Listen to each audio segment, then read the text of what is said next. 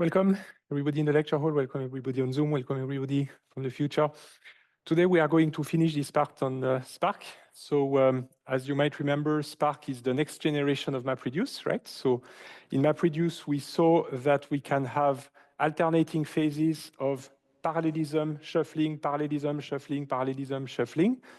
We saw that the parallelism can be obtained by assigning tasks to slots. The slots are the CPUs or the CPU cores on the machines. And then the tasks are basically based on splits of the inputs. And then we just assign the tasks to the slots. The slots that are finished earlier, they can grab the next tasks. And that finishes smoothly. And then we shuffle, parallelism, shuffle, and so on. So Spark actually does that truly because MapReduce only supported parallelism, shuffle, parallelism, and that's it. And then you needed other jobs if you wanted to continue. But in Spark, we can do it at will. We can have plenty of transformations that alternate between parallelism and shuffling. We saw that we can group the transformations that have narrow dependencies, those without spaghetti. We can group them together without any shuffling in between, so we can just execute them in parallel. And then we saw that while this is a generic framework that works with any kind of data, so we have collections of whatever, it can actually be a bit inefficient. Because when you have a collection of whatever, very often that collection is structured. That collection might be a collection of records, a collection of rows, a collection of JSON objects that all are valid against the same schema. And in fact, when we have that, we can use instead data frames, right? So as soon as the data is structured, you can use data frames. The benefits of the data frames are first, that it takes less space in the memory because you can optimize the way you store data in memory when it is highly structured. One example is that if the data has JSON objects that are all valid against the same schema, and you know all the keys, then you only need to store the keys just once in the headers of the collection, and that's it. Then you just store the values. If that's not the case, then you would have to store the keys in every JSON object, and that takes more space.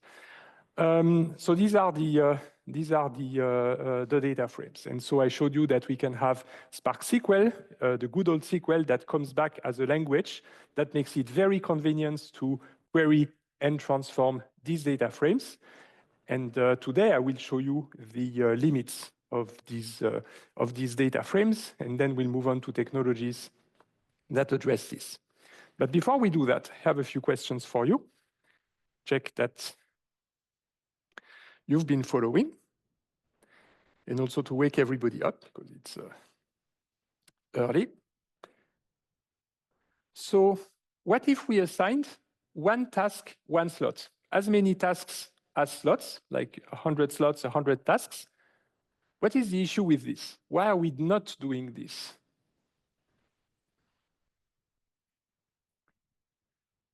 Is it that some tasks may take longer and most slots will be idle waiting for the last ones to complete? Or are there no issues? Or all slots are busy and not available for starting with the next phase, and that's the performance is then non-optimal? Or if a task fails, the entire Spark job fails and you have to do it all from scratch.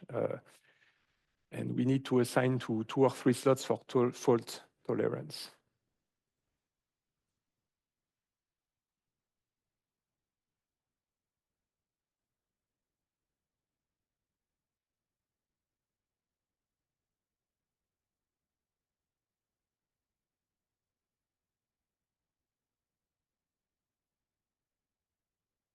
Let's see what's your answer. You know that you can do it on Zoom too, right? Just go to the address in the browser, eduapp.ethz.ch. So the majority is in fact correct.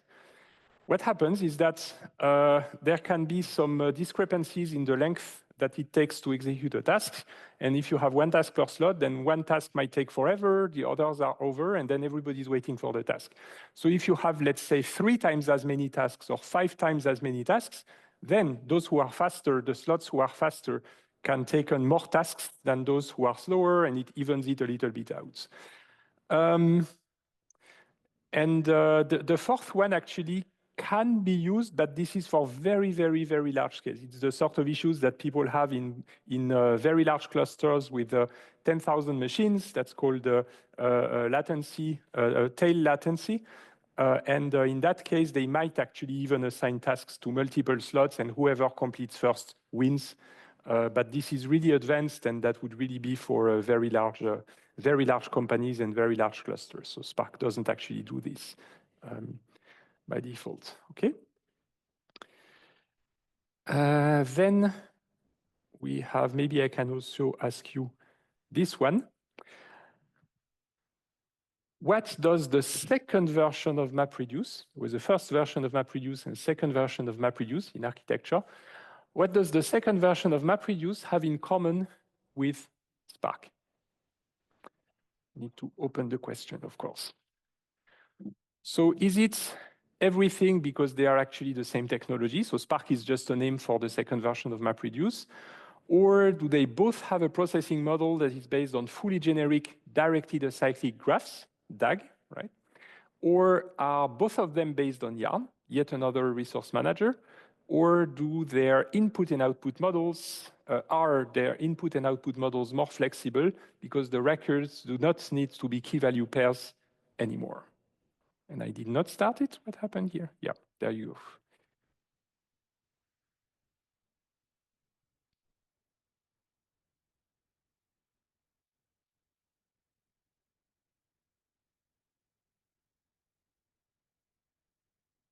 I'm already showing the answer in real time, I realize.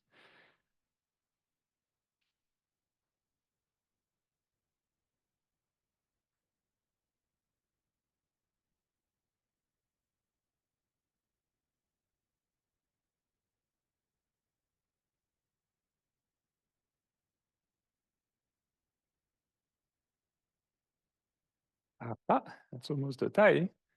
Well, in fact, the correct answer is that they are both based on Yarn. This is the correct answer. MapReduce 2 was just a redesign of MapReduce that added some resource management in between, got rid of the job tracker and task tracker, and instead we have the Yarn that is taking care of allocating containers, and then the task trackers and the job tracker are replaced with containers. But that's it. That's the only thing that there is in common with Spark. Because apart from this change at the very physical level in the way the resources are assigned, MapReduce 2 is exactly the same as MapReduce 1 in terms of what it does and collections of key value pairs and map shuffle reduce and so on. So the DAG, the fully generic directed acyclic graphs, the collections of whatever instead of key value pairs, that is all Spark, right? Not MapReduce 2. Okay. So yeah, that's a common, can be a common misunderstanding. That makes it easy, right? Because MapReduce 2 and MapReduce 1, you use them in exactly the same way. It's just hidden in the way that the resources are allocated. It's the difference. Okay, so I think that's it for the questions. Which brings us to where we were last time, which was somewhere like here, the data frames. Yeah. So we saw that if the data is structured, doesn't need to be the case, right? You can also have very messy data with JSON objects all over the place that are not valid against a schema, and then you have no other choice than to use RDDs and good old Spark. But if your JSON objects happen to be valid, then you can use data frames. And this is some example of the code to actually read data into data frames. The syntax is a bit different. Instead of getting an RDD, you get a data frame. Right? The only thing you notice is that it's faster. It takes less space in memory and it's faster to execute. Okay. Spark takes care of the rest. Once you have the data frames and you have written your SQL query. So all of that, you don't need to bother. This is all happening magically in the background, all of this complex stuff happening to just figure out how to execute your query on the cluster. To the user, on the high level, this is just SQL, and that's it, right? You open a file, Parquet, CSV, and so on. You give it a name, the name of a table, and then you write a SQL query to query it. Select from where, group by, having, order by, limit, offset, exactly the good old SQL that you know. There will obviously be some shuffling, but you don't have to worry about it when you write the SQL. But by now, you probably developed an intuition for that, is that the select from where part is all in parallel. Where, in fact, is a filter, right? You agree that where is a filter, so that's all in parallel. Group by is going to trigger some shuffling, right? When you group, you have to send all the keys that are the same to the same machines. So group by will trigger some shuffling. Having is again in parallel because that's just filtering some things. Order by shuffles also, because when you order things, obviously you have to move them around, right? So order by is shuffling too. And limit and offset also in parallel. However, in that case, we only need to shuffle once. Can anybody see why? That query will only shuffle once.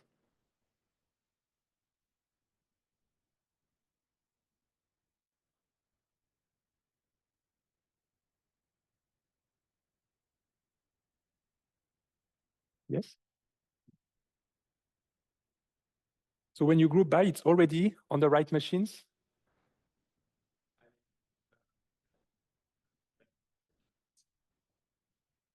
Yes, why? So you said for the people on Zoom, we can group and order at the same time. You're getting closer. Why is that?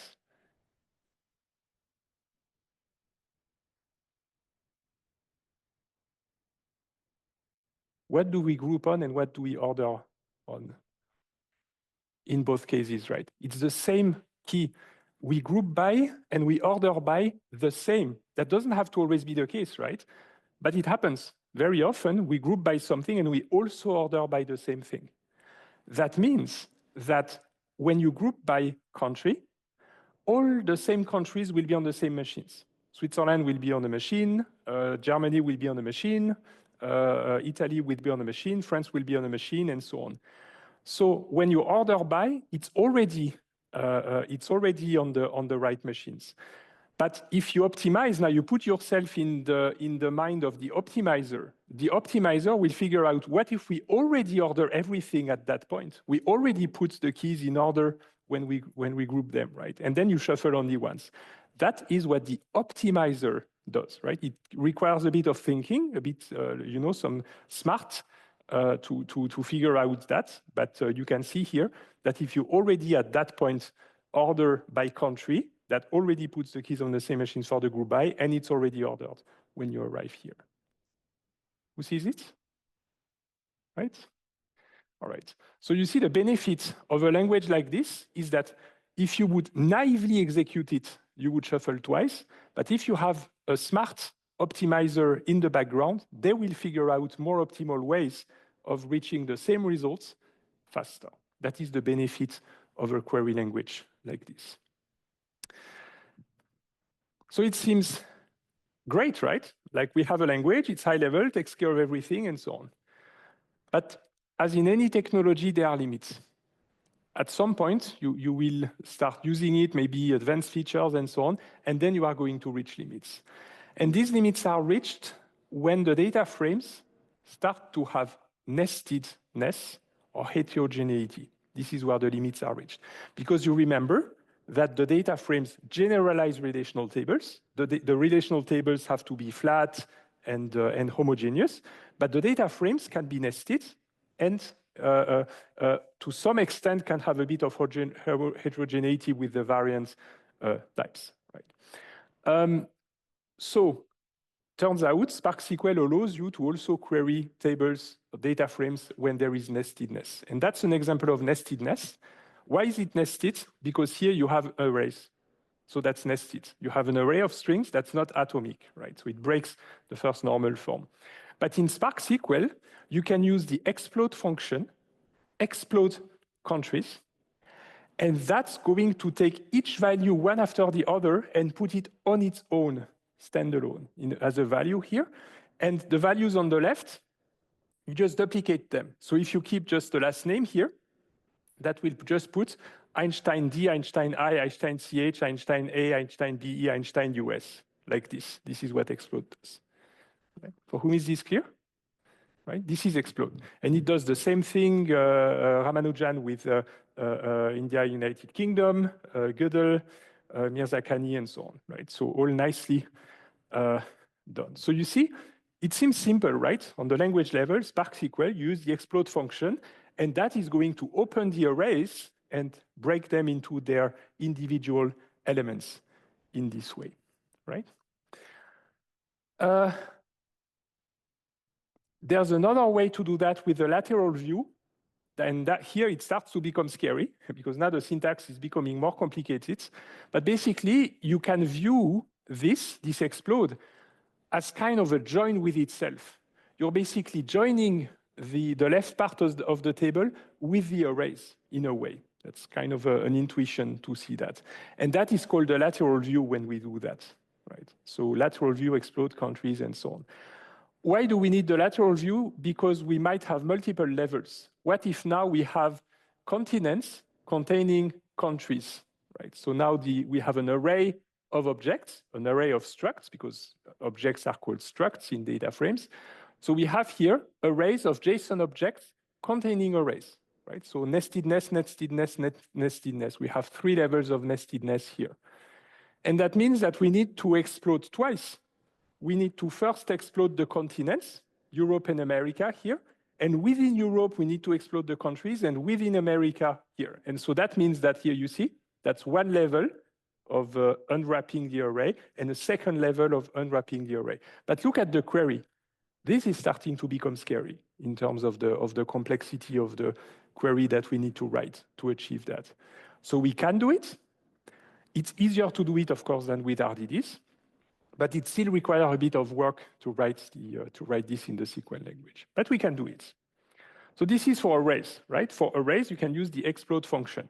For objects, you can use points, dots, which is natural. Anybody who writes Python or Java code with objects or dictionaries knows the dot syntax, right, to navigate to the fields. So name dot first will access Albert, Srinivasa, Kur, John, Alan, Maria, and name dot last will access Einstein, Ramanujan, Gödel, Nashturing, and Mirzakhani, right? For whom is that clear? That usually is easier, right, the dot. So the explode function together with the lateral view allow you to navigate into arrays, and the dots allow you to navigate into objects. So you already start seeing a limit here that while you do it, it's becoming a bit more complex. There is a second issue. The second issue is that data doesn't always perfectly fit in data frames, right? So a data frame, again, the idea is that you have a schema, every field has a specific type, and all the values in that field have the same type. But the problem is that in real life, when you download a JSON collection over the internet, for various reasons, that might actually not be the case, that the JSON is valid against the same schema. Look at this here, for example, where you have food that is most of the time an integer, but on line 3, it's not an integer, it's an array, right? So that you cannot validate against a data frame that would have a specific concrete type for foo. That doesn't exist. There is no such schema. So you might think, okay, then we cannot use data frames. We have to use RDDs, right? So either we use RDDs and then it's going to be very complex because we cannot use SQL. We have to write all the transformations in Python and so on, a bit more complex. Or you hit it strongly with a hammer and force it into a data frame, and you can actually do this. You can actually fit that into a data frame in Spark, but Spark is going to throw this back at you. It's going to say, okay, fine, you try to put that into a data frame. These are different types, so I'm just going to put them in a string, right? So I'm going to put 1 as a string, 2 as a string, this array as a string, so everything is a string.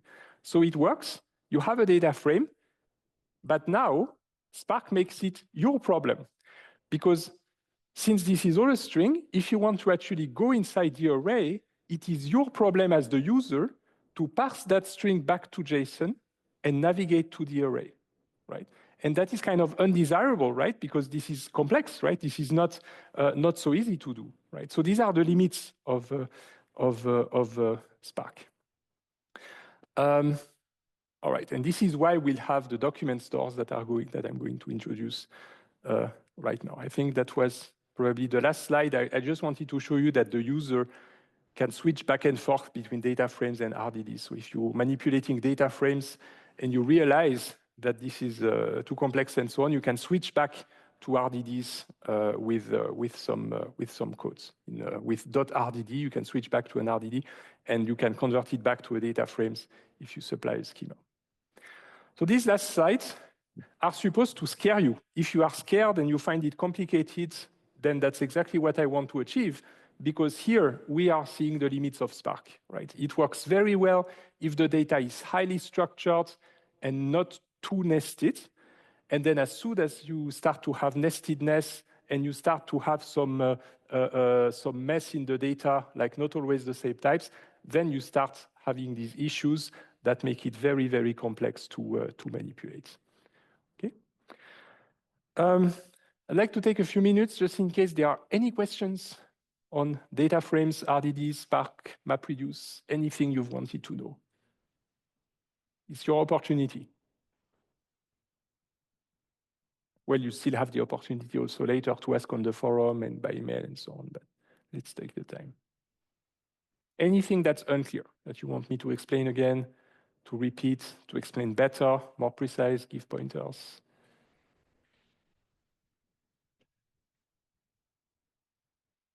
On Zoom? Nothing on Zoom, okay. Give you a few more seconds, just if you decide yourself, and then we'll move on to document stores.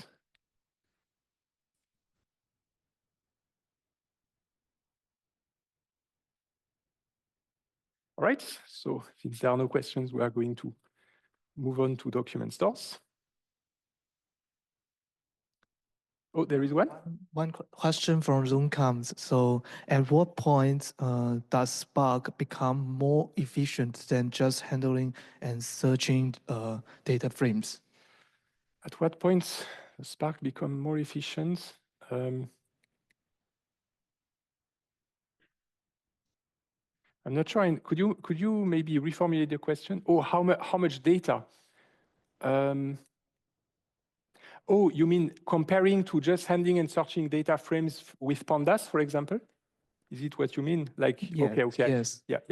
Because Spark also has data frames, it's just that it's able to execute them in parallel.